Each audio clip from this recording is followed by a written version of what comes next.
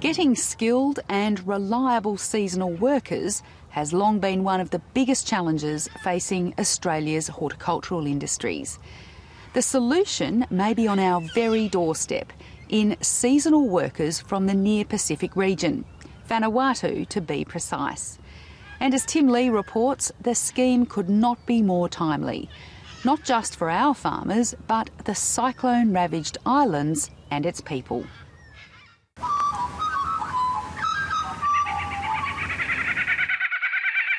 As dawn breaks over the Mitchell Valley in Victoria's east, the rising mist reveals a little piece of the Pacific. These men are from Vanuatu. They start their working day with prayer and song, usually a devotional one, greeting the dawn in a chorus of joy. I am glad I belong to Jesus. Hallelujah, praise the Lord. If you look at the birds when they get up in the morning, usually they sing before they fly around, and it's normal to us back at home. We do that. We get up in the morning. Before Christianity come, our old people used to do that. They wake up in the morning and they sing in their caves or in their heart. I am glad I belong to Jesus. It's normal. People grow up in a childhood like 3 years old, they will start singing. And that's the way people from Vanuatu look like, smiling, singing everywhere, you can tell.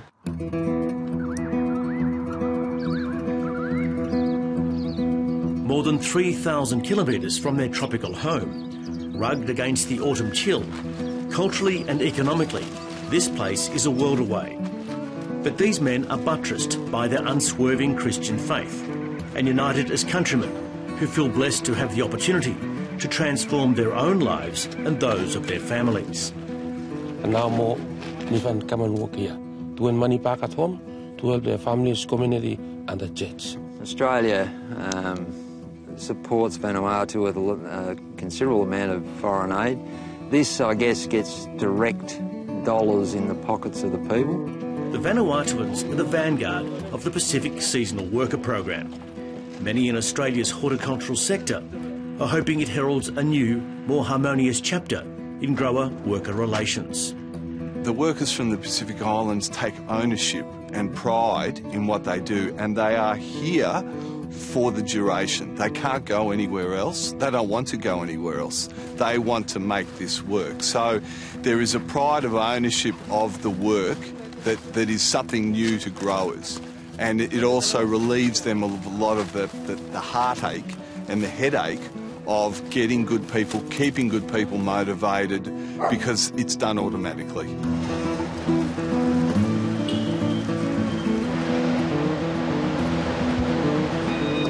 Finding, training and keeping reliable, skillful labour to work in the fields, orchards and packing sheds has long been one of the biggest challenges confronting the nation's horticultural industries. The work is often in remote regions, across the whole range of seasons and climatic extremes. It's very unfriendly hours as well. It's 7 days a week as the crop dictates, rain, hail or shine. There's a whole lot of factors that go into it, and you have to be here to do the job. When the crop's ready, it's got to come off. So, yeah, it is very intensive, and the crop is what demands the labour. Nowhere is that more in evidence than at Kui Rup, an hour's drive east of Melbourne. And Joe, at the moment, you're in full swing with broccolini. Yes, broccolini is our bread and butter line that we grow for 12 months of the year. It's grown under licence to Perfection Fresh Australia. This product's just been hydro-cooled. It's come out of the paddock, been hydro-cooled to 2 degrees, and it'll now make its way into the packing shed for bunching and dispatch by tonight.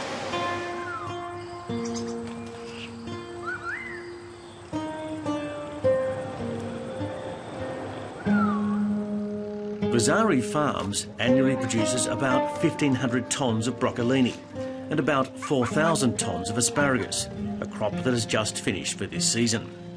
The business has about 800 hectares under continual cultivation, and between the paddock and packing shed, it often needs a workforce of about 300. Look, I really do believe we've got probably the 2 most labour-intensive products in Australia, asparagus and broccolini. Both our lines, if they're not picked on the day that they're ready, they go to waste. So it is really imperative it's got to be done on the day, hence less reliable labour doesn't work well for us. We need people that are here every day and sometimes twice a day to pick asparagus, etc. These workers are mostly Cambodian. Many of them are rivals to Australia in recent years. Despite being close to a large population centre, Bazari Farms has tried unsuccessfully for years to recruit and retain local Australian-born labour.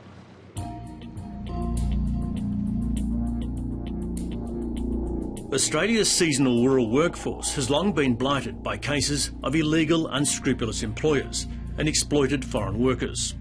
Invariably, they are underpaid and often they're housed in terrible conditions.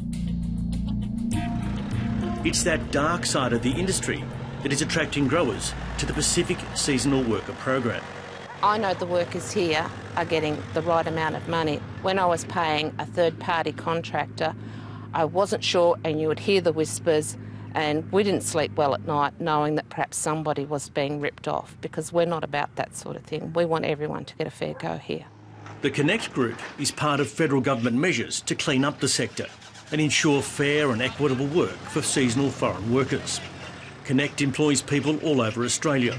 It finds them work and attends to a raft of legal requirements such as visas. In recent times, Bazari Farms tried to engineer mechanical harvesters. We did in the past spend a lot of money on harvesters, trying to build harvesters for asparagus, etc., which hasn't been successful. Despite enormous advances in horticulture and mechanical harvesting in recent years, some crops such as cos lettuce still require skilled manual labour to harvest them, and the Vanuatuans have proved highly adept at this sort of work. The Pacific Seasonal Worker Program has another vital aspect, its humanitarian role. Australia's last federal budget cut overseas foreign aid to developing countries such as Vanuatu by about $11 billion. On March 13, that country and neighbouring islands were struck by a Category 5 cyclone. Cyclone Pam is the worst in living memory. They're subsistence farmers. A lot of their crops have been devastated, so getting food is a huge issue for them at the moment.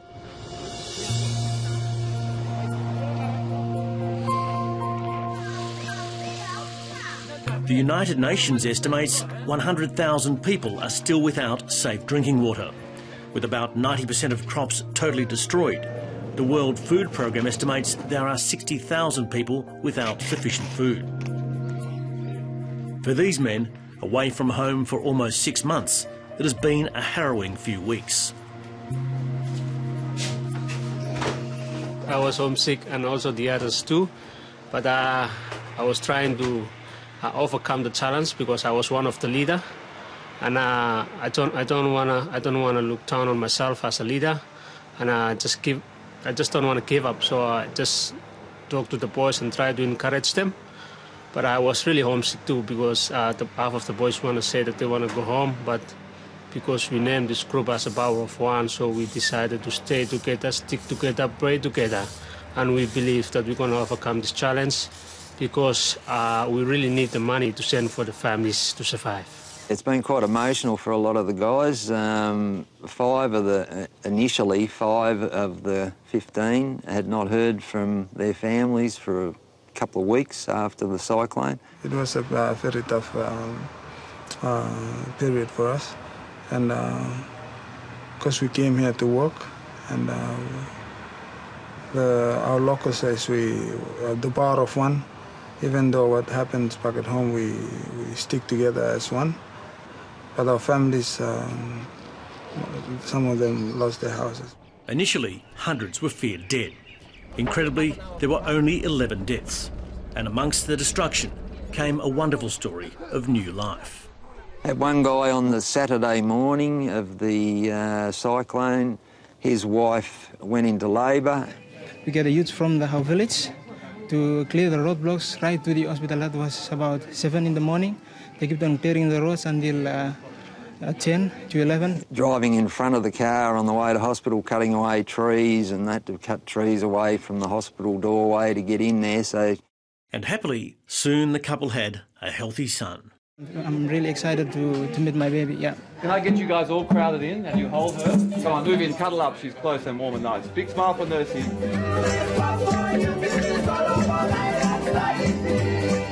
The Connect Group organised several relief efforts.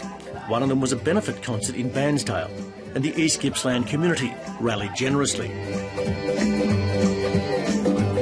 The Vanuatuans themselves took centre stage.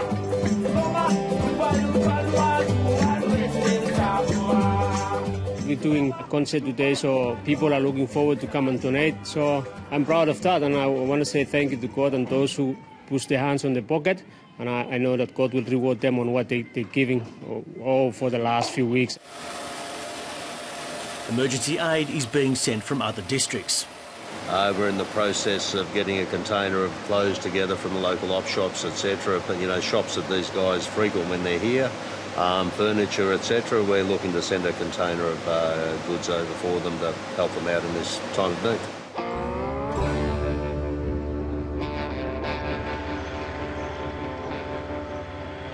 Vazari Farms began to employ Vanuatuans, or Nivans as they're also called, in 2011. For me, it was a bit of a shock to see how they actually work in Vanuatu, to actually adapt to working on piece rates on asparagus. But once they get the taste that they can actually earn some serious money, yes, they do put in. The thing I like about them most, they're always happy. They're always happy. They're just so happy to be over here and have a chance to have a job, actually, you know, earn some serious money, which they wouldn't do over there.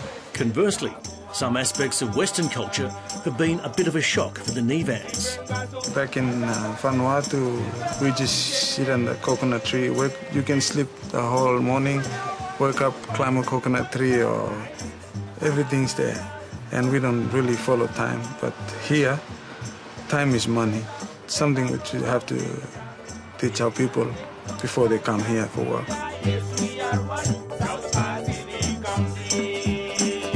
Across Australia, backpackers still comprise a large proportion of the seasonal workforce, especially in horticulture. Backpackers are also a fantastic source of labour for the horticulture sector. However, they tend to be young and wanting to see the rest of Australia, so they get their $500,000 in their pocket and then they move on. These workers under the Pacific scheme are here for the season, so we can train them, know that they're available when we need to go. That's very important to us, to have a balance, but underpinning that, the Pacific Workers program is fantastic for us. Seasonal workers such as these agree to fixed terms. Minimum of 14 weeks, maximum of just over 6.5 months, but they come back year in, year out. That's one of the key advantages. We have a number of growers who've now into their 4th and 5th season. We give all the glory to Jesus. At Launching Place, in the ranges east of Melbourne, sweet harmonies float across the apple orchard of David and Sue Finger. And tell of his love. Yeah, they're marvellous singers. And they're also great yee-hawers and whoopers, and every so often you'll hear a commotion up the orchard down here and wonder what the hell's going on. But it's a good sign, they're happy. It's unbelievable. They can be singing when it's raining and we're sort of tearing our hair out with a bit of stress thinking, can we do it? When the fruit should be coming off, we have to walk. So at the time we sing all the chorus, beautiful melody of choruses. You hear that, and yeah, that's wonderful.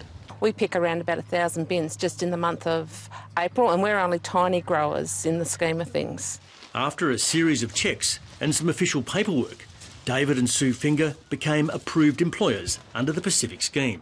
What drove us initially to take up the program was the fear when the government began to clamp down on illegals, and deep down we knew that quite a few of the people the contractors were bringing were illegals. And we also knew that a number of them were being exploited, and that didn't rest easily with us. Knowing that we're doing everything above board, that the government's totally approving of this scheme, gives us a great sense of relief. The spin-off was that we're actually helping that Vanuatuan community. Sue Finger was recently appointed by the Federal Agriculture Minister as a board member for Horticulture Innovation Australia. She plans to lobby for more Pacific workers to come here under the seasonal worker scheme. Next year there's a slight increase in the number of visas, but it's only going to be about 4,200 visas for the whole of Australia, for all horticulture and also some of the tourist areas over in WA. We'd like it to increase so that other farmers who are having trouble getting labour can access the type of labour that we have, knowing that everyone's being paid above board, and that the bonus is that we're providing some money in the form of foreign aid to countries that desperately need it. A week after these men arrived, Cyclone Pam hit their homeland. Maybe somewhere about 3 weeks before we get communicate with our families. The Saturday, just after the cyclone hit, there was a lot of tears, basically a lot of glum people sitting around, and at 5 o'clock that night we got a telephone call in from one of the guys' mums, and that was happy days. Some of the area, they still need water and they still need food and shelter. So we sent some money to some of our boys. They went home this morning to just go and give it to our rival families so they could buy some foods and waters and, school fees and, just to help them. Schooling is not free in Vanuatu, so the access to education to lift the nation of Vanuatu is really important. For me, myself, I come here to work especially for my kids, for their school fee. For the workers, the scheme provides a range of life skills, including literacy, education, financial knowledge and nutritional education. Because diabetes is a real issue in a lot of the islander communities. Joe Vasari can now accommodate 150 workers. For us, it is very involved because of the amount of people. We run a kitchen to supply them 2 meals a day. We run a bus service for them, cleaning service, housing, etc., etc. It is pretty involved. It's almost like another business, but it works for me. I've always got people on standby, ready to go to work when it's required according to the weather.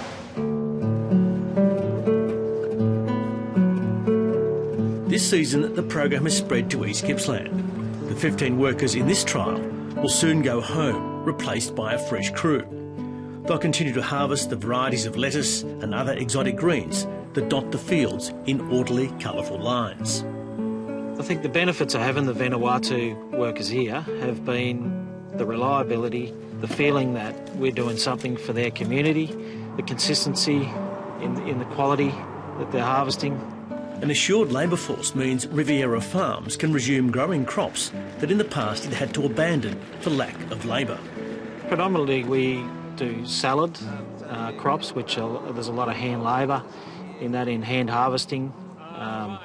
The lettuce were also crops that maybe we went out of 10 years ago because we found it hard to get the hand labour.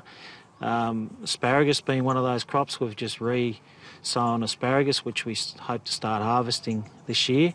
That was a crop that we we gave it up because we found it hard to get consistent labour. Riviera Farms has invested in good quality housing and amenities, so it too can have a year-round supply of workers. They're all very keen to come back again next summer, which is it's good to hear. It's good to know that they appreciate what we've done for them, and there's been a lot of community support to get behind them. I think the community's really seen the benefit of it. They've jokingly dubbed their compound the Vanuatu Embassy. What's the best part about being here in Australia? Good money, meeting new people and working with different people. To make money, to help the families back at home, to survive. Anson Obed, also a team leader, now in his third season in Australia, sings the praises of the labour contracting firm. They are trustworthy people, and I trust them. Everything they do, they explain everything. And as soon as when you started in the first place, it's not easy, but when the second season comes, everybody run into the system, things just flow. So there's no problem at all. And I haven't seen anything bad about them. They're really trustworthy people. When we arrived here in our first year, the Connect group told us, you do a good job, the farmer will like you, then he get you direct, so we're happy. The employers sing the praises of the Nevans. Now, when there's an excess of 100 young single men, I would expect all sorts of issues, but they are really well behaved and very respectful of our laws and traditions, etc. They're just out there consistently working and happily doing it, and it just lifts your spirits. In the wake of the cyclone in Vanuatu, recruitment firms are being swamped with inquiries from men wanting to take part in the scheme. Basically, the people are very keen to come over here and earn some money so they can send it back to the families, and so they can buy food and all the requirements that they need to fix their infrastructure and what have you. So it couldn't be more timely than at the moment. It's a perfect time. I suppose out of every negative there's a positive, and hopefully if local growers support Vanuatu by employing people here, there'll be great benefits that flow on back to Vanuatu and to Australia as well. There's no surprises, you know, when the gear gets back to the packing shed, and it's just been a pleasure to have the Vanuatu boys with us. It's good for us here in Australia, and it's good for you in Vanuatu? Yes, everyone, it's good for us. Like we join our hands together, it's good for everyone.